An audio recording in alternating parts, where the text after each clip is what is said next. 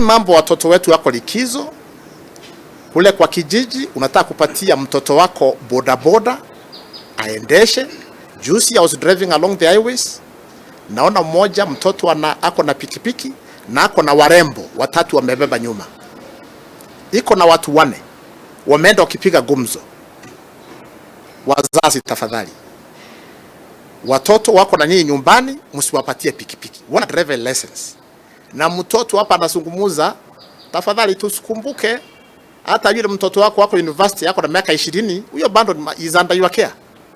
Hata hao ako nyumbani wawe na nidhamu, wasiende kuendesha pikipiki. Naomba wenye bodaboda, tafadhali, tuko na shida na bodaboda, tushirikiane. When we lose even one life, it's very painful to us.